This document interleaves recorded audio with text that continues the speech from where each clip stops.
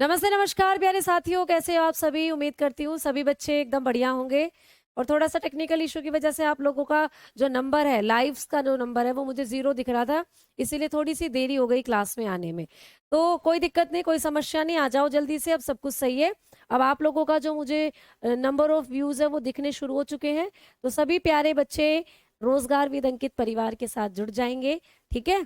चलो भई, मैम दिक्कत है क्लास में, क्या दिक्कत है बच्चों बताओ जल्दी से? हाँ, वही थोड़ा-सा टेक्निकल इश्यू मुझे लग रहा है एकदम से एप्लीकेशन में आया है। तो क्लास लगी हुई थी और लगती हुई ही क्लास जो थी वो शो ही नहीं हो पा रही थी। तो यही दिक्कत आई थी प्यारे बच्चों। अब भी कोई दिक्कत हो तो बताओ जल्दी से। बाकी सब कुछ सही चल रहा है तो थम्स अप कर दो भई। अगर सब कुछ सही चल रहा है तो थम्स अप कर दो। मैम आप कहाँ गई हो? कहाँ से आई हो? मतलब मैं यहीं हूँ भैया, आपके पृथ्वी ग्रह से ही आई हूँ। चलो आओ, तो क्लास को करो शुरू। और अब सब कुछ सही चल रहा है तो जल्दी से सभी बच्चे थम्स अप कर दो। फिर मैं आपको पढ़ाने शुरू कर देती हूँ, जिससे आपको आपका जो टॉपिक है बहुत अच्छे से समझ में आ जाएगा। तो भाई आओ प्यारे बच्चे, टॉपिक हम लोगों का एंडोक्राइन सिस्टम ही चल रहा है। एंडोक्राइन सिस्टम, इस सिस्टम में हम आज दूसरी ग्रंथियों के बारे में करने वाले हैं बात। तो अंतःस्रावी तंत्र के बारे में ही आज हम पढ़ने वाले हैं। अंतःस्रावी तंत्र जो होता है, हमारे शरीर में होने वाले हार्मोन और हमारे शरीर के अंदर उपस्थित ग्रंथियों के बारे में इसमें हम पढ़ते हैं। ठीक है, चलो सबके अंगूठे दिखने शुरू हो गए हैं। बड़े ही शानदार लाजवाब अंगूठे हैं सभी के। चलो भाई बहुत बढ़िया, बहुत शानदार। चलो तो आओ अब पढ़ना कर दिया जाए शुरू। तो प्यारे बच्चों, कल मैंने आपको अंतःस्रावी तंत्र में पढ़ाई थी हमारी पीयूष ग्रंथि। हमने पढ़ी थी कल पीयूष ग्रंथि, यानी कि जिसको हम लोग कहते हैं पिट्यूटरी ग्लैंड। तो कल मैं आपको पिट्यूटरी ग्लैंड के हार्मोन पढ़ा रही थी, जिसमें हमने इसके सारे लगभग हार्मोन पढ़ लिए थे, लेकिन एक हार्मोन अभी भी बच गया था। तो पिट्यूटरी के अंदर बनने वाला या पिट्यूटरी के पश्च भाग से निकलने वाला एक और हार्मोन है जो हमें आज पढ़ना है। तो पिट्यूटरी के पश्च भाग से निकलने वाले हार्मोन हम लोग पढ़ रहे थे, ठीक है। पश्च भाग के हार्मोन हम लोग पढ़ रहे थे, तो एक हार्मोन है जो हमको पढ़ना है। पिट्यूटरी का जो पोस्टीरियर पार्ट होता है, वहां से एक हार्मोन और है जो हम लोगों को पढ़ना है, ठीक है। ठीक, चलिए कौन सा है भाई? ऑक्सीटॉक्सिन, बहुत इंपॉर्टेंट है। ऑक्सीटॉक्सिन, तो भाई हार्मोन का नाम लिख लेंगे ऑक्सीटोसिन, ठीक है। ऑक्सीटोसिन हार्मोन बहुत इंपॉर्टेंट है और बहुत ही आपके शरीर में बहुत अच्छी अच्छी क्रियाएं करता है। तो प्रश्न यहां से बनता है, तो आ जाओ भाई ऑक्सीटॉक्सिन की बात करते हैं।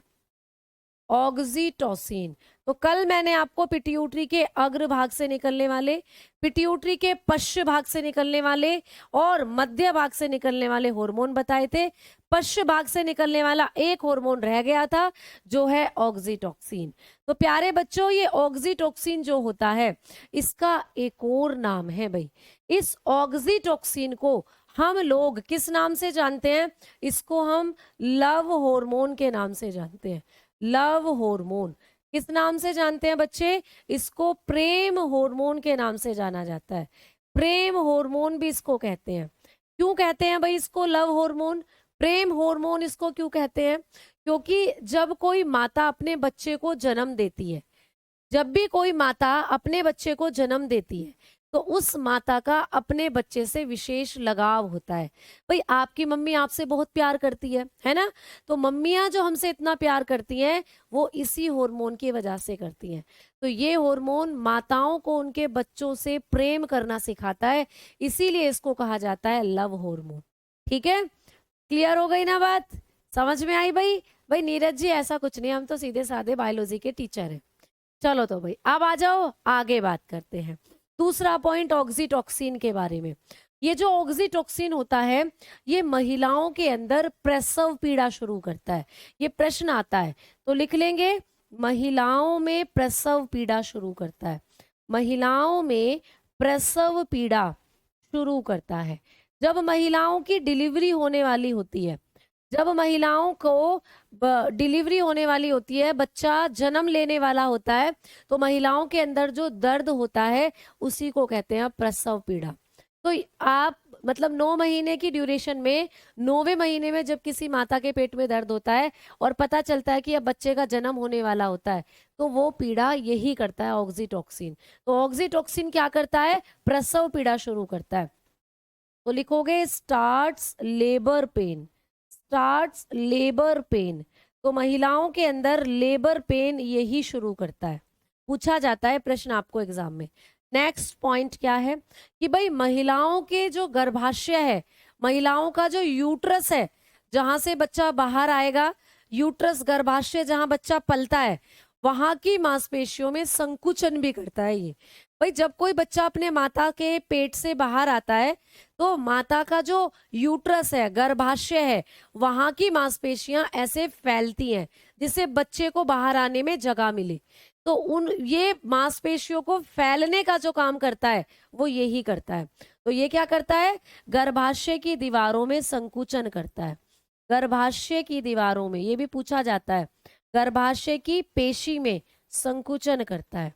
तो ये भी लिखने, पेशी में संकुचन करता है, तो ये भी इसका काम है। ये भी पूछा जाता है पेपर में कि ऑक्सीटोक्सिन क्या क्या काम करता है। तो आप बताओगे गर्भाशय की पेशी में संकुचन करता है। तो लिख सकते हो कॉन्ट्रैक्शन इन यूट्रस मसल, इंग्लिश में लिख रही हूं यहां पर, ठीक है? कॉन्ट्रैक्शन, कॉन्ट्रैक्शन इन यूट्रस मसल। तो यूट्रस की जो मसल्स होती हैं उनमें कॉन्ट्रैक्शन करता है। भाई यूट्रस की जो मसल्स हैं वो खुल जाएं जिससे बच्चे को बाहर आने के लिए जगह मिले। मांसपेशियों को फैलाने का काम करता है, यूट्रस की मांसपेशियों को फैलाने का काम करता है। समझ में आई बात? बोलो जल्दी से, है ना भाई? क्लियर? अब आ जाओ आगे बात करते हैं। इसका एक और पॉइंट क्या है, यहां लिख रही हूं ऊपर, यहां लिख रही हूं भाई ऊपर। और क्या काम करता है ऑक्सीटोक्सिन? तो ऑक्सीटोक्सिन जो होता है ये महिलाओं में दूध निर्माण की प्रक्रिया को शुरू करता है। तो लिख लीजिएगा, महिलाओं में प्रसव के बाद, महिलाओं में प्रसव के बाद, भाई जब डिलीवरी हो जाती है, बच्चा जन्म ले लेता है, प्रसव के बाद दूध निर्माण का कार्य करता है, दूध निर्माण का कार्य करता है, ठीक है? तो ये क्या काम कर रहा है भाई? जब किसी बच्चे ने जन्म ले लिया, अब वो बच्चा 24 घंटे के अंदर अपनी माता का दूध पिएगा। तो जो माता का दूध बन रहा है माता के अंदर, प्रसव के बाद, डिलीवरी के बाद जो माता के स्तन ग्रंथियों में दूध बनता है, उसको बनाने का काम भी यही करता है ऑक्सीटोक्सिन। और ये वाला पॉइंट आपको बहुत पूछा जाता है एग्जाम में, ठीक है? तो समझ में आ गई, लिख लीजिएगा। मिल्क फॉर्मेशन का काम भी करता है, milk formation, milk formation after delivery, ठीक है? Milk formation after delivery. तो महिलाओं में जब डिलीवरी हो जाती है तो डिलीवरी के बाद जो दूध का निर्माण होता है उसको करने का काम यही करता है। कई बार हमारे घरों में जो गाय भैंस होती हैं, तुमने देखा है ना, गांव में जो गाय भैंस होती है जब कभी वो दूध नहीं देती तो उनको एक इंजेक्शन लगाया जाता है। वो इंजेक्शन यही होता है ऑक्सीटोक्सिन का ही। तो ये जो ऑक्सीटोक्सिन होता है ना, इसका इंजेक्शन जानवरों को भी लगाया जाता है, जानवरों को इंजेक्शन लगाया जाता है बेटा इसका। तो जानवरों को भी इसका इंजेक्शन लगाते हैं हम दूध प्रोडक्शन को बढ़ाने के लिए, मिल्क प्रोडक्शन को बढ़ाने के लिए हम कौन से हार्मोन का इंजेक्शन लगाते हैं? आप बताएंगे ऑक्सीटोक्सिन का। तो हमारे घरों में जो गाय भैंस होती है जब कभी ये दूध नहीं देती तो उनको इंजेक्शन लगाकर दूध निकाला जाता है उनका। तो कौन सा इंजेक्शन लगाते हैं भाई? ऑक्सीटोक्सिन। तो ये इंजेक्शन एनिमल्स को भी दिया जाता है, एनिमल्स को भी ये इंजेक्शन दिया जाता है प्यारे बच्चे। समझ में आ गई? ठीक है, तो इतनी बातें ऑक्सीटोक्सिन के बारे में आपको पढ़नी है। पेप्सिन दूध निर्माण करता है, अरे भैया पेप्सिन, पेप्सिन तो एक डाइजेस्टिव एंजाइम है बेटा जो पेट में बनता है, तो वो तो प्रोटीन का पाचन करता है। कल मैंने बताया था प्रोलैक्टिन, प्रोलैक्टिन दूध निर्माण की प्रक्रिया को बनाए रखता है कि भाई कोई महिला अपने बच्चे को 6 महीने तक दूध पिलाएगी, 8 महीने, 10 महीने, 1 साल, तो वो तब तक दूध बनेगा, वो प्रोलैक्टिन बना रहा है। लेकिन जब डिलीवरी हो जाएगी उसके बाद जो दूध बन रहा है वो ऑक्सीटोक्सिन बना रहा है। तो प्रसव के बाद कौन दूध बना रहा है? प्रसव के बाद दूध बनाने का काम ऑक्सीटोक्सिन कर रहा है। समझ में आ गई है ना? क्लियर। चलो तो भाई प्रोलैक्टिन जो है वो दूध निर्माण की प्रक्रिया को बनाए रखता है। दूध निर्माण की प्रक्रिया यानी कि जितने भी महीने तक, जितने भी साल तक महिला के अंदर दूध बन रहा है वो प्रोलैक्टिन बना रहा है। लेकिन प्रसव के तुरंत बाद जो दूध बन रहा है वो ऑक्सीटोसिन बना रहा है। तो ऑक्सीटोसिन के बारे में ये 4-5 पॉइंट्स जो आपको याद करने हैं, ठीक है। चलो तो पिट्यूटरी ग्रंथि पढ़ ली हमने कंप्लीट। आ जाओ दूसरी ग्रंथि की तरफ बढ़ लिया जाए। तो हमारे शरीर के अंदर जो दूसरी ग्रंथि है उसका नाम है पीनियल ग्लैंड। भाई दूसरी ग्रंथि के बारे में लिखेंगे पीनियल ग्लैंड, जिसको हम पीनियल काय के नाम से भी जानते हैं। पीनियल काय, इसको हम लोग पीनियल काय के नाम से भी जानते हैं बेटा, ठीक है। चलिए आइए, इसकी लोकेशन क्या है भाई, तो ये भी हमारे ब्रेन में ही मिलती है। कभी भी आपको पूछे कि ये जो पीनियल ग्रंथि है ये कहाँ होती है हमारे शरीर में, तो आप बताना ये भी हमारे मस्तिष्क में है। तो जैसे पिट्यूटरी ग्रंथि हमारे मस्तिष्क में थी वैसे ही ये भी हमारे मस्तिष्क में ही प्रेजेंट होती है। तो भाई ये भी हमारे ब्रेन में ही मिलती है जो पीनियल ग्लैंड होती है। इस पीनियल ग्लैंड का भी एक और नाम है। इस पीनियल ग्लैंड को भी हम लोग तीसरी आंख के नाम से जानते हैं। इसको कहते हैं हम तीसरी आंख, थर्ड आईज। कभी आपको पूछे कि कौन सी ग्रंथि है जिसे हम तीसरी आंख कहते हैं, तो इसको कहा जाता है भाई थर्ड आईज। तो ये थर्ड आईज के नाम से भी जानी जाती है। क्यों कहते हैं इसको तीसरी आंख? क्योंकि जैसे शिव जी को तीसरी आंख थी भैया यहाँ माथे में, तो वैसे ही ये भी हमारे ब्रेन में ही होती है और इसीलिए इसको हम तीसरी आंख मान लेते हैं, ठीक है। पहली एनसीईआरटी की बुक जब आप पढ़ते थे, पुरानी वाली एनसीईआरटी जब आप पढ़ते थे, तो उसमें ऑप्शन होता था कि हमारे शरीर की सबसे छोटी ग्रंथि है पीयूष ग्रंथि, जो अभी अभी पढ़ा चुकी हूँ, पिट्यूटरी ग्लैंड। लेकिन अब जब आप नई एनसीईआरटी पढ़ते हो तो उसमें लिखा हुआ होता है कि हमारे शरीर की सबसे छोटी ग्रंथि ये है पीनियल। तो लिख सकते हो भाई शरीर की सबसे छोटी ग्रंथि, शरीर की सबसे छोटी ग्रंथि। तो ये है हमारे शरीर की सबसे छोटी ग्रंथि। समझ में आई बात? तो शरीर की सबसे छोटी ग्रंथि है ये, smallest gland of the body. ये है smallest gland of the body, हमारे शरीर की सबसे छोटी ग्रंथि है। अब यहाँ पर ना प्रश्न कैसे बन सकता है, देखो बड़े ध्यान से पढ़ना आप लोग। आपको प्रश्न बनेगा कि शरीर की सबसे छोटी ग्रंथि कौन सी है ना भैया? शरीर की सबसे छोटी ग्रंथि कौन सी है? आपको ऑप्शन में पीनियल भी दिया हुआ है, आपको ऑप्शन में पिट्यूटरी भी दिया हुआ है, तो फिर आप लोग पीनियल को ही बताएंगे। मतलब अगर ऑप्शन में पीनियल है तो फिर पीनियल ही बताना है, लेकिन अगर ऑप्शन में पीनियल नहीं दिया हुआ तो फिर आप पिट्यूटरी को बताओगे। अगर ऑप्शन में पीनियल नहीं दिया हुआ तो फिर आप इस अपनी पिट्यूटरी ग्लैंड को बताओगे। तो ये दो तरीके से प्रश्न बनते हैं जिसको आपको ऑप्शन के अकॉर्डिंगली करना पड़ता है पेपर में। तो पेपर में अगर प्रश्न बने कि हमारे शरीर की सबसे छोटी ग्रंथि कौन सी है और ऑप्शन में आपको पीनियल भी दे और पिट्यूटरी भी दे, तो मैंने बताया अगर ऑप्शन में पीनियल है तो पीनियल ही करना है, अगर ऑप्शन में पीनियल नहीं है तो फिर पिट्यूटरी करना है। समझ में आ गई ना बात भाई? ब्रेन और माइंड दोनों अलग है भैया। ब्रेन को ही माइंड बोल देते हैं, ठीक है, ब्रेन को ही माइंड बोल देते हैं, ठीक है। कोई मैसेज का जवाब नहीं देता है यार, मैं भैया पढ़ लो, मैसेज का जवाब तो तुम्हें बाद में भी ले लेना, ठीक है। चलो आओ आगे बात करते हैं। तो हमारे शरीर की स्मॉलेस्ट ग्लैंड होती है। नेक्स्ट पॉइंट कि मैम ये कौन सा हार्मोन निकालती है, तो भाई इससे एक ही हार्मोन निकलता है, मेनली इससे एक ही हार्मोन निकलता है। जैसे पिट्यूटरी ने भैया ढेरों हार्मोन निकाले थे, तो ये निकालती है एक हार्मोन। इससे आपका एक हार्मोन निकलता है, उसका नाम क्या है? मेलाटोनिन। कौन सा हार्मोन निकालती है भाई? ये मेलाटोनिन, लिख लीजिएगा मेलाटोनिन। तो ये कौन सा हार्मोन निकालती है? मेलाटोनिन। ये पूछा जा सकता है आपको, मेलाटोनिन हार्मोन निकालती है ये, मेलाटोनिन। तो ये एक ही हार्मोन निकालती है, उस हार्मोन का नाम होता है भाई मेलाटोनिन। अच्छा मैम ये जो मेलाटोनिन हार्मोन है ये क्या काम करता है? तो प्यारे बच्चों इस मेलाटोनिन हार्मोन का भी एक नाम है। इस मेलाटोनिन हार्मोन को भी हम लोग एक नाम से जानते हैं, इसको हम कहते हैं जैविक घड़ी, इसको हम लोग जैविक घड़ी कहते हैं। तो आपको कभी भी पूछे कि कौन सा हार्मोन है जिसे हम जैविक घड़ी कहते हैं, तो आप बताओगे मेलाटोनिन। मेलाटोनिन हार्मोन का एक नाम है, इसको हम बायोलॉजिकल क्लॉक बोलते हैं। ठीक है, क्या बोलते हैं प्यारे बच्चे? इसको हम बायोलॉजिकल क्लॉक के नाम से जानते हैं। बायोलॉजिकल क्लॉक यानी घड़ी, क्लॉक माने घड़ी। तो मैम ये घड़ी क्यों कहा जाता है, क्या है इसके अंदर ऐसा? तो बेटा ये हार्मोन तुम्हें बताता है कि तुम्हें कब सोना है, तुम्हें कब जागना है। तो एक टाइम बताता है तुम्हें सोने और जागने का, तो इसीलिए घड़ी की तरह काम करता है, इसीलिए इसको कहते हैं जैविक घड़ी।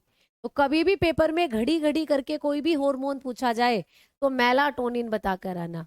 तो मेलाटोनिन हार्मोन का क्या काम होता है? ये जैविक घड़ी है, ये हमें जागने और सोने के बारे में बताता है। ठीक है, जागने व सोना, जागने व सोने को नियंत्रित करता है। ठीक है, सोने को नियंत्रित करता है। इसका काम क्या होता है भाई? तो ये जागने और सोने को नियंत्रित करता है भाई। कब आपको सोना है, कब आपको जागना है, वो यही बताता है मेलाटोनिन। तो लिख सकते हो control sleeping and awaking activity. तो लिखना भाई control, controlled sleeping and awaking activity. तो आप लोगों की सोने और जागने की जो क्रियाविधि है उसको नियंत्रित करता है भाई ये। समझ में आई? अब जैसे कि आपको दिन में अपने आप नींद आती ही आती है तो मेलाटोनिन बनेगा, नींद आएगी आएगी। छोटे बच्चों में थोड़ा ज्यादा बनता है, छोटे बच्चे ज्यादा सोते हैं भैया। और भी छोटे बच्चे तुमने देखा है, जो बच्चे पैदा हुए हैं, जैसे 3-4 दिन का कोई बच्चा है, 1 महीने तक के बच्चों में खूब दबाकर बनता है, दूध पीते हैं सो जाते हैं, दूध पीते हैं सो जाते हैं। लेकिन हम जैसे धीरे धीरे धीरे धीरे बड़े होंगे तो ये कम होता जाता है, और बूढ़े लोगों में तो बहुत ही कम हो जाता है, क्योंकि बूढ़े लोगों को आपने देखा है कितना कम सोते हैं वो। हमारे घर में जो बड़े बूढ़े बूढ़े हैं उन्हें रात, पूरी रात जगा लो तुम, कोई जागरण हो रहा हो पूरी रात जागरण में बैठे रहेंगे, और सुबह उनको कभी भी 5 बजे 3 बजे 2 बजे कभी भी उठाकर बैठा दो। लेकिन हमारे साथ बड़ी दिक्कत हो जाती है ना, क्योंकि हमारे अंदर तो मेलाटोनिन काफी अच्छी मात्रा में बन रहा है, हमें तो भैया भरमार आती है नींद की, और पढ़ाने बैठ जाओ तो सोने में झपकी लेने लग जाते हैं हम। यही होता है ना सभी बच्चों के साथ, है ना भाई? पढ़ने बैठ जाओ तो मेलाटोनिन एकदम से बनना शुरू हो जाता है और नींद एकदम से आनी शुरू हो जाती है।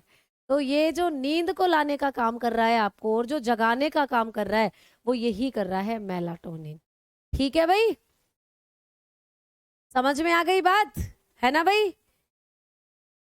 खाने पीने का टाइम नहीं बताएगा भाई, खाने पीने का टाइम नहीं, सिर्फ सोना और जागना मेनली बताता है।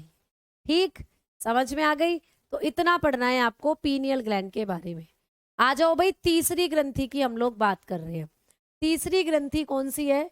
तो भाई तीसरी ग्रंथि है थायराइड ग्लैंड। थायराइड ग्लैंड तीसरी ग्रंथि है, थायराइड ग्लैंड, जिसको हम लोग हिंदी में बोलते हैं अवटू ग्रंथि। क्या बोलते हैं भाई? अवटू ग्रंथि। तीसरी ग्रंथि है हमारे शरीर में जो पाई जाती है, थायराइड ग्लैंड, अवटू ग्रंथि। चलो भाई इसके बारे में भी पढ़ते। इसकी लोकेशन क्या है, ये कहाँ मिलेगी भाई? क्या कोई बच्चा बता सकता है कि थायराइड कहाँ मिलती है? जल्दी से बताओ भाई, कोई बच्चा बता सकता है कि ये कहाँ मिलती है? सबने पढ़ रखा है, अरे तुझे तो थायराइड हो गया, उसे तो थायराइड हो गया। मतलब कहाँ होती है? गले में होती है। तो ये एक ऐसी ग्रंथि है जो हम लोगों के गले में पाई जाती है। आप लोग बताओगे ये कहाँ होती है? गले में। गले में होती है, थ्रोट में होती है हम लोगों के। ठीक है, तो हमारे थ्रोट में होती है, गले में होती है। ठीक, चलो आगे बात करें। मैम इस ग्रंथि की शेप कैसी होती है? भाई ये थोड़ी अलग सी शेप की ग्लैंड है, इसीलिए इसकी आकृति भी आपको याद रखनी है। तो प्यारे बच्चों ये होती है तितली के आकार की, जैसे कोई तितली है ना वैसी होती है। बटरफ्लाई शेप्ड बोलते हैं इसको, बटरफ्लाई के जैसी होती है, बटरफ्लाई शेप्ड है बेटा, बटरफ्लाई लाइक होती है। ये होती है तितली के आकार की, जैसे तितली होती है ना वैसी होती है ये ग्रंथि। या जैसे आप अंग्रेजी में एच बना दो भाई, अंग्रेजी में एच बना देते हो ना, ऐसी दिखती है ये आपको। तो या तो तितली के आकार की होती है, या ये आप लोगों के एच के आकार की होती है। ये आप लोगों को कुछ इस तरीके से नजर आती है। तो जहां जहां मैं रेड कलर का पेन, ये पिंक कलर का पेन चलाऊंगी, समझो ये तुम्हारी थायराइड ग्लैंड है। तो ये तुम्हारी थायराइड ग्लैंड है बेटा, ये पूरी। ऐसा लग रहा है जैसे कोई बटरफ्लाई हो भाई, ऐसा लग रहा है जैसे कोई बटरफ्लाई हो। तो ये है तुम्हारी थायराइड ग्लैंड। अब कई बच्चे बोलेंगे मैम लिख तो पैराथाइड रखा है। बेटा पैराथाइरॉइड जो है वो ये है, ये जो अंदर को दिख रही है ये, इनके बारे में करेंगे बाद में बातें। पहले आप थायराइड को देखो। तो ये जो तुम्हें पूरी तितली के जैसी दिख रही है, ये है आप लोगों की थायराइड ग्लैंड। ठीक है, ये है आप लोगों की थायराइड ग्लैंड। ये है हमारी अवटु ग्रंथि, ये हमारे गले में पाई जाती है। कहाँ होती है भाई? हमारे गले में। मैम वीडियो में इशू है, प्लीज चेक कीजिए। बेटा क्या इशू आ रहा है बताओ जल्दी से, क्या इशू आ रहा है? मुझे तो बेटा यहाँ से बिल्कुल सही दिख रही है क्लास, कोई इशू मुझे यही नहीं दिख रहा, क्योंकि मैं भी सामने क्लास को देख पा रही हूँ बेटा, तो बिल्कुल सही चल रही है ना? चलो बहुत बढ़िया। आओ तो अब बात ही कर लेते हैं मैम जी इसके बारे में, थायराइड के बारे में। तो ये जो थायराइड ग्लैंड होती है, इस ग्लैंड के बारे में या इससे निकलने वाले हार्मोन के बारे में अब मैम हमें बताएं कि ये ग्रंथि कौन कौन से हार्मोन निकालती है। इस ग्रंथि से भैया 2 हार्मोन निकलते हैं। इस ग्रंथि से कितने हार्मोन निकलेंगे? 2। कौन कौन से? तो भाई आ जाओ लिख लो। इस ग्रंथि से 2 हार्मोन निकलते हैं, दोनों ही इंपॉर्टेंट है। एक है थायरॉक्सिन हार्मोन। कौन सा भाई? थायरॉक्सिन, नाम तो आपने सुना होगा। और कितना इजी है देखो, थायराइड ग्रंथि से निकलता है थायरॉक्सिन हार्मोन, थायराइड ग्रंथि से निकलता है थायरॉक्सिन हार्मोन। तो कितना इजी है। तो थायरॉक्सिन हार्मोन कौन सी ग्रंथि निकालती है? तो बताना। थायरॉक्सिन जो निकलता है थायराइड ग्रंथि से निकलता है, थायरॉक्सिन हार्मोन। ठीक है। और दूसरा हार्मोन कौन सा होता है मैडम जी? तो दूसरा हार्मोन इससे निकलता है कैल्सीटोनिन, कैल्सीटोनिन। तो दूसरा हार्मोन ये निकालती है कैल्सीटोनिन। तो इससे निकलते हैं भाई 2 हार्मोन, थायरॉक्सिन और कैल्सीटोनिन। 2 हार्मोन निकालती है हमारी थायराइड ग्रंथि। अच्छा मैम अब इन दोनों हार्मोन के काम बता दो हमें क्या क्या होते हैं। तो भाई आओ सबसे पहले बात करते हैं हम थायरॉक्सिन के बारे में। प्यारे बच्चों, ये जो थायरॉक्सिन हार्मोन होता है ना, इसका एक और नाम या इसकी एक और फॉर्म है। कई बार आपको पेपर में अगर मिल जाए T3 या T4 लिखा हुआ, तो घबराना नहीं, T3 और T4 थायरॉक्सिन ही कहलाते हैं बेटा। तो थायरॉक्सिन को हम एक और रूप में जानते हैं जिसे हम T3 और T4 भी बोल देते हैं। तो बिल्कुल भी आप लोग घबराएंगे नहीं, T3 और T4 ही हैं थायरॉक्सिन, तो ऐसा समझ कर चलो। ठीक है। तो कई बार आपको लिखा मिले कि थायरॉक्सिन, थायराइड ग्रंथि से कौन सा हार्मोन निकलता है, वहां पर T3 और T4 लिखा मिले, तो घबराना नहीं, T4 और T3 ही होते हैं थायरॉक्सिन। ठीक है। चलो भाई आ जाओ, तो थायरॉक्सिन के बारे में बात कर ली जाए। तो आओ हेडिंग डालेंगे थायरॉक्सिन हार्मोन, हेडिंग डालेंगे भाई थायरॉक्सिन हार्मोन। तो जो थायरॉक्सिन हार्मोन होता है, इस हार्मोन का मैम काम क्या होता है? थायरॉक्सिन हार्मोन का काम क्या है? तो जो थायरॉक्सिन हार्मोन होता है, ये आपके बॉडी के अंदर जो आपका मेटाबॉलिक रेट है ना, उसको कंट्रोल करता है। इसका काम क्या लिखेंगे? इसका काम है प्यारे बच्चे, शरीर की उपापचयी दर को नियंत्रित करता है। पहले लिखो फिर समझाती हूँ। शरीर की उपापचयी दर, शरीर की उपापचयी दर को नियंत्रित करता है। तो भाई आपके शरीर का जो मेटाबॉलिक रेट है ना, उसको कंट्रोल करता है ये।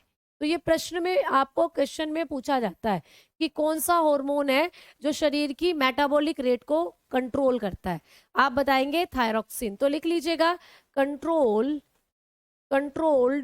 Metabolic rate of the body, metabolic rate of body. तो हमारे शरीर का जो मेटाबॉलिक रेट है उसको कंट्रोल करता है ये। अब कई बच्चों के दिमाग में बात आ रही होगी कि मेटाबॉलिक रेट क्या होता है या उपापचयी दर क्या होती है। देखो ये जो उदाहरण है ना, तुम दैनिक जीवन में बहुत देखते हो। तुमने कभी सुना है कि भाई किसी को थायराइड बीमारी हो गई है? कितने बच्चों ने थायराइड बीमारी के बारे में सुना है?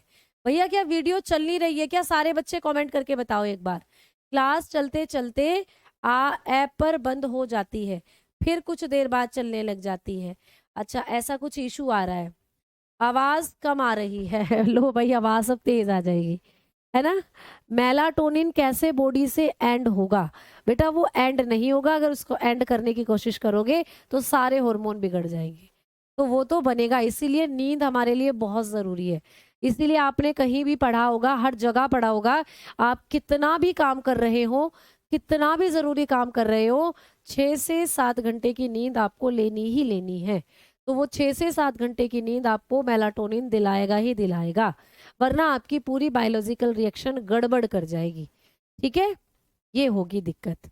चल रही है मैडम जी, ओके चल रही है, यस रुक रही है। कुछ बच्चों के पास हो सकता है इशू हो। अच्छा, जिनके साथ कुछ इशू हो रहा है, क्लास रुक रही है ना, एक बार एप्लीकेशन से बाहर निकल जाओ, फिर दोबारा से ज्वाइन करो क्लास को। अगर कोई ऐसी दिक्कत आ रही है तो एक बार क्लास को लीव कर कर दोबारा से क्लास के साथ जुड़ो। ठीक है? दोबारा से क्लास के साथ जुड़ो, एक बार वापस इस एप्लीकेशन से बाहर आ जाओ, फिर दोबारा से जुड़ो एक बार। ठीक है? चलो तो आओ अब हम आगे बढ़ते हैं। तो हम बात कर रहे थे भाई मेटाबॉलिक रेट की, कि ये क्या होता है। मैंने आपको एक चीज बताई कि आपने बहुत बार अपने आसपास सुना होगा कि उसको तो थायराइड बीमारी हो गई। तो भाई थायराइड बीमारी में होता क्या है, आदमी या तो बहुत मोटा हो जाता है या आदमी बहुत पतला हो जाता है। दो तरीके के थायराइड है, एक तो मोटा करने वाले, एक एकदम सुखा देने वाले। तो तुमने कई बार अपने आसपास देखे होंगे मोटे से कि भैया उसे थायराइड है, एक सूखे से देखे होंगे इसे थायराइड है। तो ये क्या कारण है? तो प्यारे बच्चे, ये सारा जो भी खेल है आपके मेटाबॉलिक रेट का है। मेटाबॉलिक रेट आपके शरीर में बनने वाले जितने भी आपके शरीर में हार्मोन बन रहे हैं, जितने भी आपके शरीर में पाचन की क्रिया हो रही है, जो भी आपके शरीर में श्वसन की क्रिया हो रही है, इन सबको मिलाकर ही कहा जाता है मेटाबॉलिक रेट। तो अगर ये सारी चीज एकदम बढ़िया तरीके से हो रही है तो आपका वेट भी मेंटेन रहेगा। ठीक है? आपकी हाइट के अकॉर्डिंगली आपका जितना वेट होना चाहिए उतना रहेगा, यानी ना आप ज्यादा मोटे होंगे ना आप ज्यादा पतले रहेंगे, फिट रहेंगे। लेकिन कहीं अगर आपके मेटाबॉलिक रेट में दिक्कत आनी शुरू हुई, आपका मेटाबॉलिक रेट बहुत तेज हो गया, तो भाई आप सूखते चले जाओगे, एकदम पतले हो जाओगे। और आपका मेटाबॉलिक रेट एकदम धीमे हो गया तो खाना आपके शरीर में पचेगा ही नहीं, वो सारा का सारा खाना फैट के रूप में आपके शरीर पर चढ़ता जाएगा और हम मोटे होते चले जाएंगे। तो यूं कहें कि हमारे शरीर में पाचन की क्रिया को अच्छा रखने के लिए, हमारे शरीर में हार्मोन्स बैलेंस बनाने के लिए जो सारी क्रियाएं होती हैं उसी को कहा जाता है मेटाबॉलिक रेट, उपापचय दर। तो ये हार्मोन बड़ा इंपॉर्टेंट है आपके मेटाबॉलिक रेट को बनाए रखने के लिए। ठीक है? तो आपको सीधा प्रश्न आता है कि शरीर की उपापचय दर को नियंत्रित करने वाला हार्मोन, आप बता दोगे थायरोक्सिन। ठीक है? ये इसका काम है। अच्छा, थायरोक्सिन के बारे में एक और पॉइंट क्या लिखना है, ये एक ऐसा हार्मोन है जो आयोडीन की मात्रा से प्रभावित होता है। तो लिख लीजिए, आयोडीन, आयोडीन की मात्रा से, आयोडीन की मात्रा से प्रभावित प्रभावित होता है। तो आपको एग्जाम में प्रश्न आता है कि कौन सा हार्मोन ऐसा है जो आयोडीन की मात्रा से प्रभावित होता है। आप लोग बताएंगे कि जो आप लोगों का थायरोक्सिन हार्मोन होता है ये आयोडीन की मात्रा से प्रभावित होता है। तो लिख सकते हो अफेक्टिव बाय, लिखना affective bye amount of iodine, amount of iodine. Iodine क्या होता है? आयोडीन सभी को पता है, आयोडीन एक तरीके का पोषक पदार्थ है, सूक्ष्म पोषक पदार्थ है। जैसे कि आप कैल्शियम खाते हो, है ना, मैग्नीशियम खाते हो, वैसे ही आयरन खाते हो, वैसे ही आयोडीन होता है ना। तो आयोडीन आपके शरीर में क्यों जरूरी है? आयोडीन आपके शरीर में इस हार्मोन को एक्टिव करने के लिए जरूरी है। अगर आपके शरीर में आयोडीन की कमी हो गई ना तो ये हार्मोन भी कम हो जाएगा। तो ये हार्मोन भी कम हुआ तो फिर दिक्कत पैदा कर देगा। तो कौन सा ऐसा हार्मोन है हमारे शरीर में जो आयोडीन की मात्रा द्वारा प्रभावित होता है? तो बताकर आना, थायरोक्सिन। अच्छा, आयोडीन कहाँ कहाँ पाई जाती है? आयोडीन के स्रोत आपको पूछ ले, क्या खाएं जिससे आयोडीन मिले हमें? आयोडीन के सोर्सेस की अगर हम लोग बात करते हैं तो भाई समुद्री भोजन, समुद्र से निकलने वाले भोजन, जैसे मछलियां होती हैं, शैवाल होती है, उनको खाओ। समुद्री भोजन, सी फूड, सी फूड। अब समुद्र से ही भैया नमक भी निकलता है। नमक तो आपने कई बार सुना होगा कि भैया नमक कम खाएं लेकिन आयोडीन युक्त नमक खाएं। अमिताभ बच्चन जी का ऐड है ये, नमक कम ही खाएं परंतु आयोडीन युक्त नमक खाएं। तो नमक से हमें आयोडीन मिलती है। तो नमक हमें खाना चाहिए, परंतु बहुत ज्यादा मात्रा में नहीं, और ऐसा नमक खाओ जिसमें आयोडीन की मात्रा अच्छी हो। और नमक भी समुद्र से ही निकालते हैं, आपको पता है। तो समुद्री भोजन हो गए और नमक हो गया, ये आप लोगों के सोर्स होते हैं आयोडीन के, बहुत बेहतरीन। अच्छा, समुद्र से निकलने वाली एक शैवाल है, एक शैवाल है समुद्र से निकलने वाली। शैवाल होती है जैसे हरे पौधे होते हैं उस तरीके से एक शैवाल है। उस शैवाल में आयोडीन बहुत अच्छी मात्रा में होती है। उस शैवाल का नाम है लेमन एरिया। तो लेमन एरिया शैवाल जो है ना, ये बहुत अच्छा सोर्स होती है आयोडीन का। तो लेमन एरिया भी खा सकते हो। लेमन एरिया एक शैवाल है जो कि आयोडीन से भरपूर होती है। समुद्र से निकाली गई एक शैवाल है जो कि आयोडीन से भरपूर होती है। तो अब आ जाओ, थोड़ा सा और बात करते हैं थायरोक्सिन के बारे में। अब मैंने कहा कि अगर आपके शरीर में आयोडीन की कमी हो गई तो प्यारे बच्चों ये हार्मोन भी प्रभावित होगा। तो जब कभी ये हार्मोन हमारे शरीर में ज्यादा बन जाता है या जब कभी ये हार्मोन हमारे शरीर में कम बन जाता है तो कुछ दिक्कत हमें हो जाती है। तो कौन सी बीमारियां हमें हो जाती है? टाटा नमक। क्या आपके टूथपेस्ट में नमक है? ये आपने सुना होगा। लेकिन भैया क्या आपके टूथपेस्ट में आयोडीन है? ये तुमने अभी तक नहीं सुना होगा। तो आपके नमक में, आपके टूथपेस्ट में नमक हो या ना हो, लेकिन आपके नमक में आयोडीन जरूर होनी चाहिए, है ना? ठीक भाई। कौन से नमक में आयोडीन होता है बेटा? ये जो फास्ट वाला नमक आता है ना, लोहरी नमक, सफेद वाले नमक से अच्छा होता है लोहरी नमक, वो खाएं। लोहरी नमक खाओ बेटा, ठीक है। चलो, शैवाल किसको बोलते हैं? शैवाल समुद्र में पाए जाने वाले कुछ छोटे पौधे होते हैं। जब मैं आपको पेड़ पौधों के बारे में पढ़ाऊंगी तो वहां शैवाल के बारे में भी पढ़ाऊंगी, ठीक है। चलो आ जाओ, आगे बात करते हैं अब हम लोग।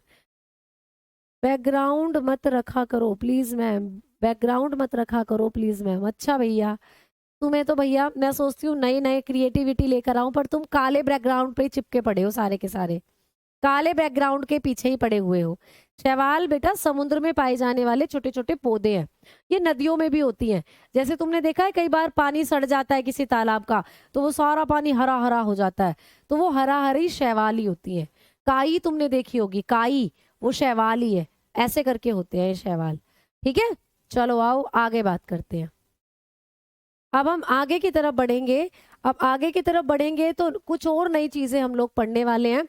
जैसे कि आ जाओ प्यारे बच्चे, अब मैं आपको थायरोक्सिन हार्मोन की अधिकता और कमी के बारे में कुछ चीजें बताने वाली हूँ। तो आपको एक प्रश्न आ जाता है कि हमारे शरीर में थायरोक्सिन हार्मोन जब ज्यादा हो जाता है या कम हो जाता है तो कौन कौन सी परेशानियां हम लोगों को हो सकती हैं। अरे यार, ये कलर चूज क्यों नहीं हो रहा भाई?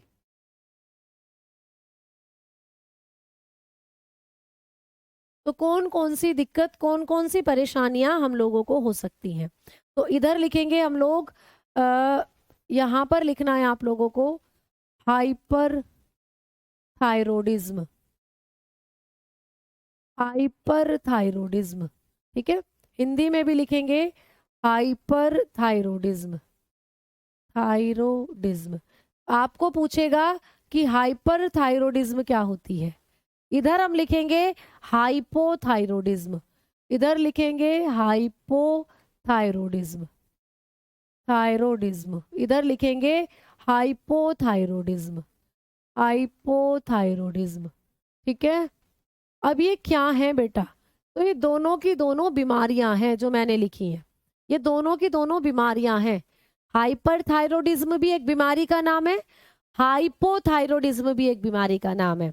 दोनों सेम लग रही होंगी कुछ बच्चों को। तो बेटा ये लिख रहा है हाइपर और ये लिख रहा है हाइपो। हाइपर और हाइपो दोनों में छोटा छोटा सा अंतर है। तो आपको कभी भी पूछे कि ये बीमारी कब होती है, तो आप बताओगे जब आपके शरीर के अंदर अधिक थायरोक्सिन हार्मोन हो जाएगा। जब आपके शरीर में अधिक थायरोक्सिन हार्मोन बनेगा, जब आपके शरीर में अधिक थायरोक्सिन हार्मोन बनेगा तो आपको जो बीमारी हो सकती है वो होगी हाइपरथायरोडिज्म। तो आपको पेपर में प्रश्न आएगा कि शरीर में अधिक थायरोक्सिन हार्मोन के द्वारा कौन सी बीमारी उत्पन्न होती है। आप बता दोगे, अधिक के कारण पूछ रहा है तो आप बता दोगे हाइपरथायरोडिज्म। तो हाइपरथायरोडिज्म कब होता है? जब अधिक थायरोक्सिन हार्मोन हमारे शरीर में बनेगा, ठीक है। मोर अमाउंट में, more amount of thyroxine, more amount of thyroxine. तो जब थायरोक्सिन हार्मोन हमारे शरीर के अंदर ज्यादा मात्रा में बनना शुरू हो जाएगा तो बीमारी हो सकती है जिसको कहते हैं हाइपरथायरॉयडिज्म। अच्छा मैम, ये कब होती है बीमारी? तो भाई हाइपर का मतलब तो ज्यादा था, ज्यादा गुस्सा आता है, कई बार हाइपर हो जाते हैं हम। हाइपर मतलब ज्यादा गुस्सा करते हैं, तो ज्यादा थायरोक्सिन जब बनेगा शरीर में तो उसको कहते हैं हाइपरथायरॉयडिज्म। और हाइपोथायरॉयडिज्म क्या होता है? जब हमारे शरीर में कम थायरोक्सिन बनता है, कम थायरोक्सिन, जब हमारे शरीर में कम थायरोक्सिन हार्मोन बनेगा, तो जब कम थायरोक्सिन हार्मोन हमारे शरीर में बनता है तो उसको कहते हैं hypothyroidism. Less amount less amount of thyroxine. तो भाई थायरोक्सिन जब कम मात्रा में बनेगा तो तब बीमारी हो जाती है हाइपोथायरॉयडिज्म। थायरोक्सिन जब ज्यादा अमाउंट में बनेगा तो बीमारी हो जाती है हाइपरथायरॉयडिज्म। ठीक है। अच्छा, हाइपरथायरॉयडिज्म के अंदर और कौन कौन सी बीमारियां हो सकती हैं? तो प्यारे बच्चे यहां पर हो जाता है तुम्हें ग्रेव डिजीज।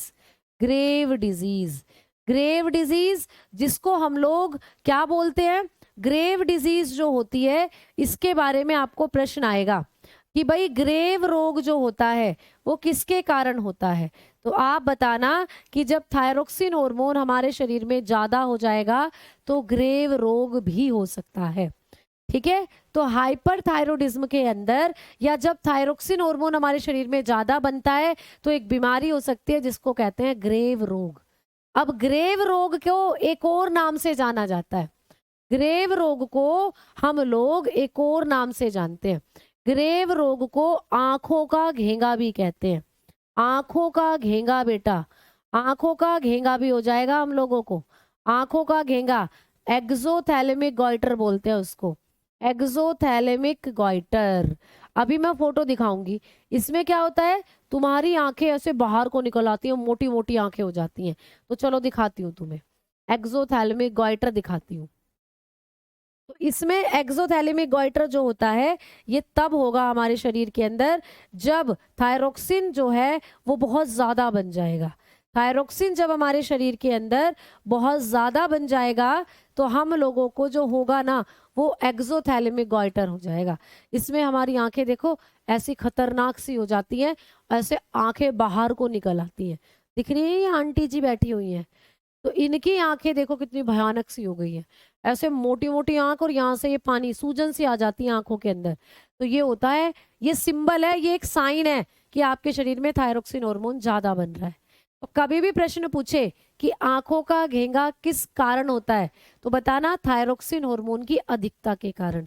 या ग्रेव रोग किसके कारण होता है तो भाई बताना थायरोक्सिन हार्मोन की अधिकता के कारण। ठीक है, समझ में आ गई बात? तो ऐसी हो जाती हैं आंखें हमारी।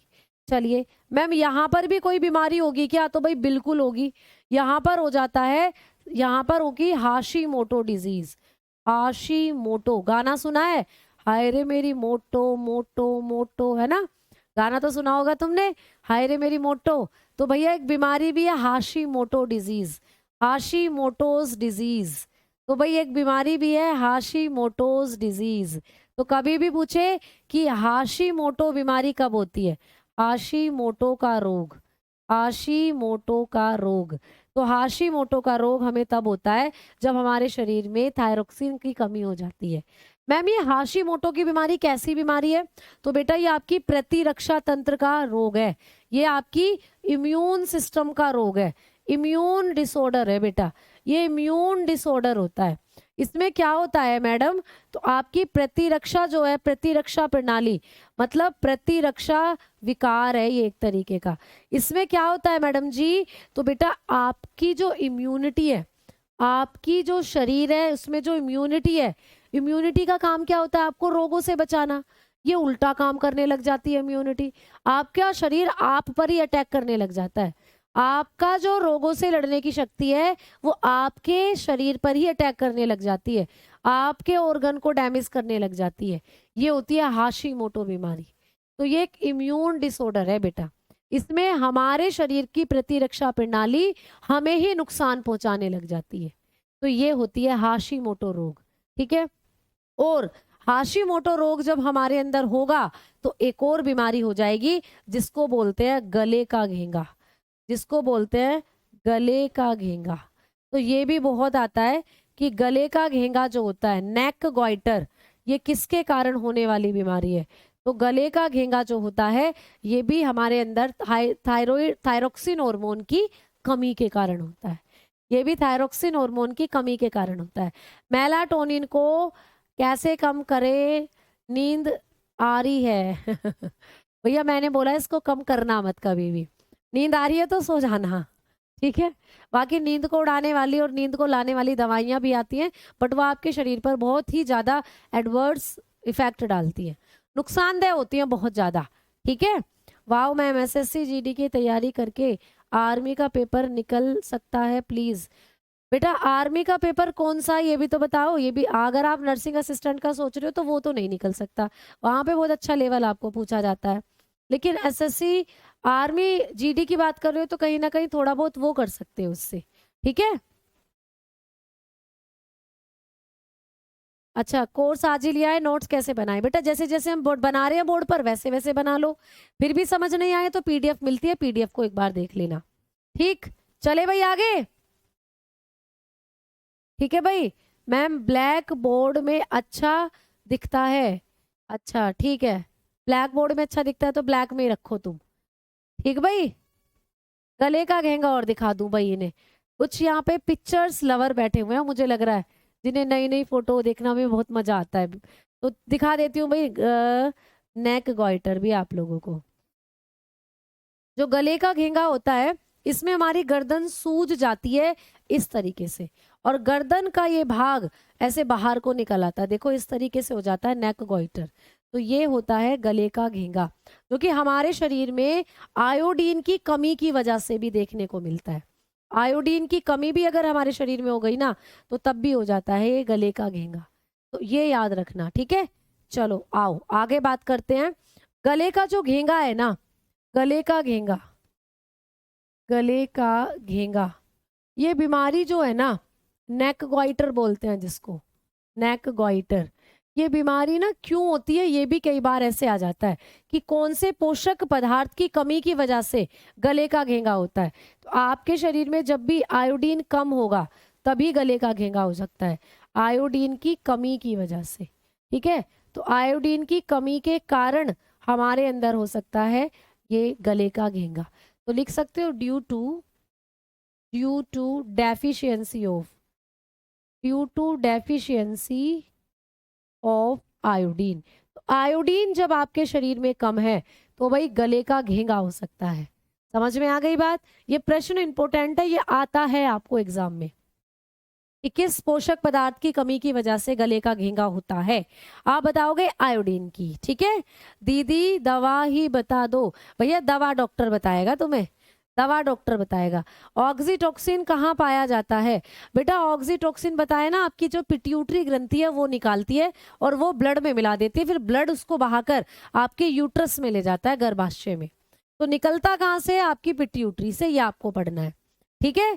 चलो आओ आओ, ग्रुप डी में भी भैया बहुत लेवल आपको डीप पढ़ना है, आ जाओ। अब आगे बात करते हैं हम लोग। तो भाई आपकी जो थायराइड ग्रंथि है इससे निकलने वाला थायरोक्सिन हार्मोन हमने पढ़ लिया। अब बात करते हैं कैल्सीटोनिन की, कि मैम कैल्सीटोनिन क्या काम करता है। तो हमारी जो ये जो थायराइड ग्लैंड है इससे निकलने वाला जो दूसरा हार्मोन है कैल्सीटोनिन, उसके बारे में अब बात करते हैं। तो कैल्सीटोनिन क्या काम कर रहा है भाई? तो देखो नाम से ही आपको पता चल रहा है, कैल्सीटोनिन मतलब कैल्शियम। तो ये आपके शरीर में कैल्शियम स्तर को संतुलित करता है। तो इसका काम क्या होता है? तो लिख लीजिएगा, कैल्शियम स्तर को संतुलित करता है। आपके शरीर में जो कैल्शियम है उसको संतुलित करता है, कैल्शियम स्तर को संतुलित करता है बेटा। इसका काम क्या होता है कि आपके शरीर के अंदर जो कैल्शियम है उसको बैलेंस करता है प्यारे बच्चे, ठीक है। तो कैल्शियम स्तर को संतुलित करता है, ये आप लोग बता सकते हो, लिख लीजिएगा balance level of calcium, level of calcium. तो आपके शरीर में जो कैल्शियम है उसके लेवल को, उसके स्तर को संतुलित करता है। कैसे संतुलित करता है भाई? कभी कभी तुम्हारे शरीर में कैल्शियम बहुत ज्यादा हो जाता है। अब कैल्शियम बहुत ज्यादा हो गया है तो ज्यादा कैल्शियम आपके शरीर में इकट्ठा होकर कैल्शियम ऑक्सीलेट बना लेगा, पथरी बना लेता है आपको। मतलब आपके शरीर में अगर कैल्शियम ज्यादा हो रहा है ना, तो वो ज्यादा कैल्शियम इकट्ठा हो जाता है एक साथ और पथरी बना देता है बेटा। तो कई बार जिनके शरीर में कैल्सीटोनिन हार्मोन नहीं बन रहा, उनके शरीर में हो जाती है पथरी। कैसे? क्योंकि बच्चों ये कैल्शियम स्तर को संतुलित करता है। तो कैल्शियम स्तर को कैसे संतुलित करता है प्यारे बच्चे? घटाकर। ये आपके शरीर में जब कैल्शियम बहुत ज्यादा हो रहा है तो उसको घटाता है बेटा। ये कैल्शियम को डिक्रीज्ड करता है बेटा।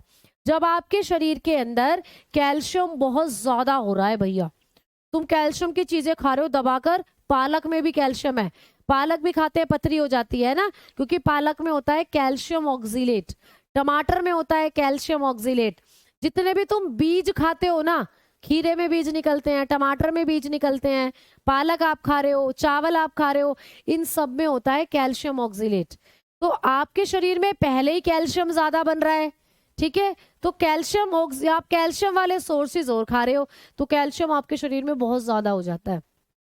जब बहुत ज्यादा कैल्शियम हो गया, ये बन नहीं रहा आपके शरीर में, ये बन ही नहीं रहा। अगर ये बनता तो सारे अतिरिक्त कैल्शियम को नीचे को ले आता धकेल कर और बैलेंस कर देता। अब ये बन नहीं रहा तुम्हारे शरीर में, कैल्शियम तुम ज्यादा खा रहे हो, तो भैया कैल्शियम बढ़ता चला जाता है। अब कैल्शियम जब बढ़ेगा और बढ़कर एक साथ इकट्ठा हो जाएगा और तुम्हारे गुर्दे में, किडनी में कहीं भी पथरी बन सकती है। तो पथरी कैल्शियम की अधिकता के कारण बनती है।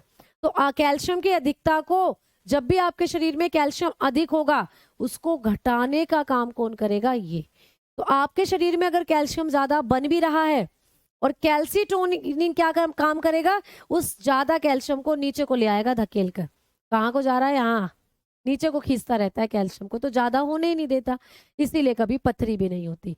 तो शरीर में जब अधिक कैल्शियम होने लग जाता है तो कौन सा हार्मोन उसको घटाता है? आप बताएंगे कैल्सीटोनिन।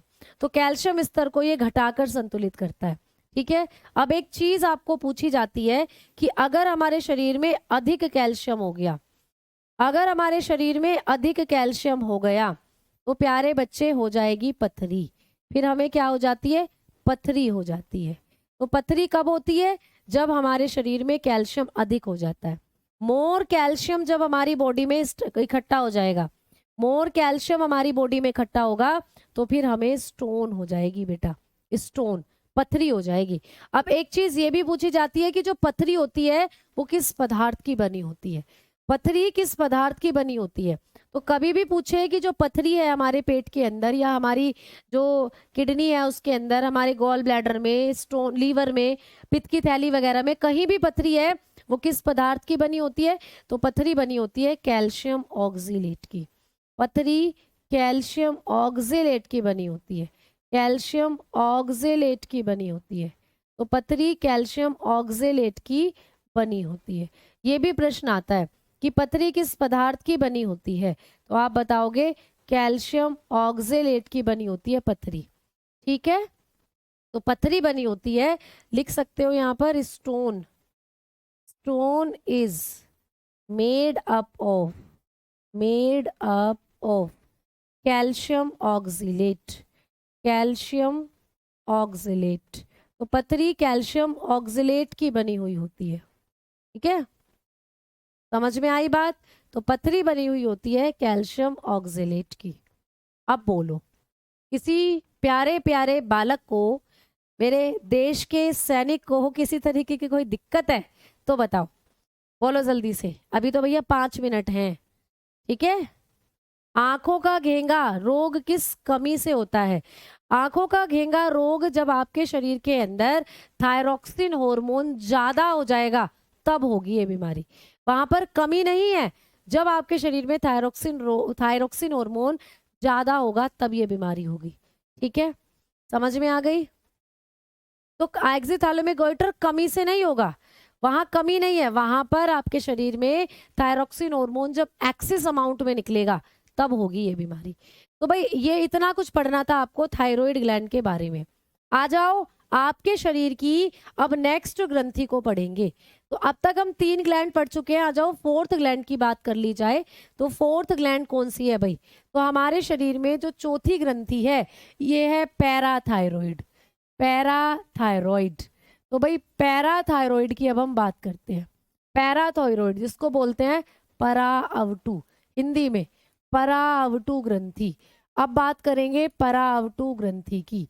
ये कहाँ पर पाई जाती है भाई? तो अभी अभी मैंने आपको फोटो भी दिखाया था। इसकी लोकेशन कहाँ पर होती है? तो इसके स्थान की अगर हम लोग बात करते हैं तो ये पाई जाती है आप लोगों की थायराइड ग्रंथि के ऊपर। देखो नाम से पता चल रहा है, पैरा, पैरा का मतलब होता है ऊपर, और थायराइड यानी थायराइड के ऊपर पाई जाती है ये ग्रंथि। तो कहाँ होती है? तो आप बताओगे above to thyroid, above to thyroid. तो ये थायराइड ग्लैंड के ऊपर होती है, ठीक है। तो लिख सकते हो थायराइड ग्रंथि के ऊपर, थायराइड के ऊपर पाई जाती है। तो थायराइड के ऊपर उपस्थित होती है ये ग्रंथि। एग्जाम में प्रश्न आता है कि कौन सी ग्रंथि थायराइड ग्रंथि के ऊपर उपस्थित होती है? आप बताओगे पैराथायरॉइड। तो भाई ये जो पिंक कलर से बनी हुई है, ये जो पिंक कलर से बनी हुई है ये सारी, ये आपकी थायराइड ग्लैंड है, या आप लोगों की थायराइड ग्लैंड है बेटा। लेकिन ये जो आपको नीली नीली नजर आ रही है यहाँ पर, ये जो नीले नीले नजर आ रहे हैं ये है आपकी पैराथायरॉइड। तो थायराइड ग्रंथि के ऊपर ही पाई जाती है पैराथायरॉइड ग्लैंड, ठीक है, समझ में आई बात? तो थायराइड ग्रंथि के ऊपर होती है पैराथायरॉइड, इसीलिए इस पैराथायरॉइड को हम लोग एक नाम से जानते हैं।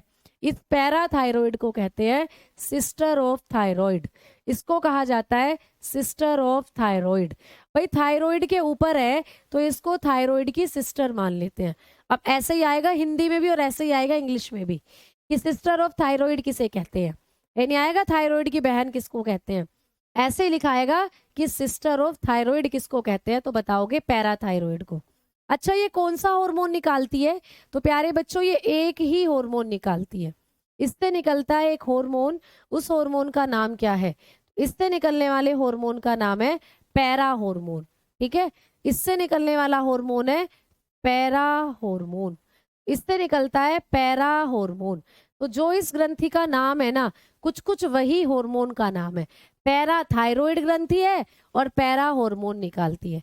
ये जो पैरा हार्मोन होता है, पैरा हार्मोन ये क्या काम करता है? तो पैरा हार्मोन आपके शरीर के अंदर ये कैल्शियम स्तर को बढ़ाने का काम करता है। तो ये क्या कर रहा है बेटा? ये भी कैल्शियम को ही बैलेंस कर रहा है। तो लिखेंगे कैल्शियम स्तर को संतुलित करता है, कैल्शियम स्तर को संतुलित करता है, कैल्शियम स्तर को संतुलित करता है। तो ये भी कैल्शियम स्तर को संतुलित करता है भाई, ठीक है। तो ये भी कैल्शियम स्तर को संतुलित करता है, क्लियर? अब देखो जैसे मैंने अभी अभी आपको पढ़ाया था कि जो कैल्सीटोनिन हार्मोन था वो भी आपके शरीर में कैल्शियम स्तर को संतुलित कर रहा था। लेकिन यहाँ पर बात क्या थी?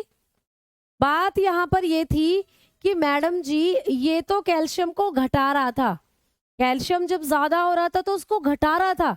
लेकिन ये क्या करता है पैराथायरॉइड? ये क्या करता है? ये जब हमारे शरीर में, लिख लीजिए पहले, balance calcium, balance level of calcium, level of calcium. तो ये कैल्शियम लेवल को बैलेंस कर रहा है ये भी, लेकिन इस बार बढ़ाता है। ये कैल्शियम लेवल को बढ़ाता है बेटा, बढ़ाकर बैलेंस करता है। कभी कभी हमारे शरीर में कैल्शियम की बहुत कमी हो जाती है, और कमी हो रही है तो हमारी हड्डियों में दर्द होना शुरू हो जाता है। तो हमारे शरीर में कैल्शियम की कमी क्यों हो रही है? क्योंकि ये हार्मोन हमारे शरीर में फिर नहीं बन रहा। अगर पैरा हार्मोन हमारे शरीर में बनता तो जितना भी कम कैल्शियम है हमारे शरीर में उसको बढ़ा देता और कैल्शियम की कमी को पूरा कर देता। लेकिन ये हमारे शरीर में नहीं बन रहा, तो कैल्शियम हमारे शरीर में कम हो जाता है और हमारे शरीर में फिर हड्डियों से संबंधित दिक्कत हो जाती है। तो कभी भी आपको प्रश्न आए कि हमारे शरीर में कैल्शियम को बढ़ाने का काम, बढ़ाकर संतुलित करने का काम किसका होता है, तो बताओगे पैरा हार्मोन का। तो ये हमारे शरीर में कैल्शियम लेवल को बढ़ाकर संतुलित करता है, जबकि आपने ये जो पढ़ा था कैल्सीटोनिन ये घटाकर संतुलित कर रहा था, जबकि पैरा हार्मोन जो है कैल्शियम को बढ़ाकर संतुलित कर रहा है। समझ में आ गई बात? ठीक है, ठीक भैया। बोर्ड का कलर अगर मैं चेंज कर लेती हूँ ना, किसी दिन नीला कर लूँ, किसी दिन पीला कर लूँ, तो तुम ही बच्चे कहने लगते हो मैम पहले बैकग्राउंड चेंज करो। तुम लोग बस ब्लैक कलर के अलावा कोई दूसरा देख ही नहीं पाते। व्हाइट कलर में ये दिक्कत है कि व्हाइट कलर में आपको बस ब्लैक कलर और ब्लू कलर ही विजिबल होता है, और कोई कलर इसमें फिर दिखते ही नहीं है। पीले से लिख लो तो वो तुम्हें नहीं दिखता, ग्रीन लिख दो वो तुम्हें नहीं दिखता, व्हाइट में ये दिक्कत होती है। ठीक है, समझ में आई बात? चलो भाई, बहुत बढ़िया। तो अब हो चला है टाइम, अब कल की क्लास में पढ़ेंगे हम लोग आगे की ग्रंथियों के बारे में। ठीक, तो धन्यवाद, नमस्कार, जय हिंद, जय भारत।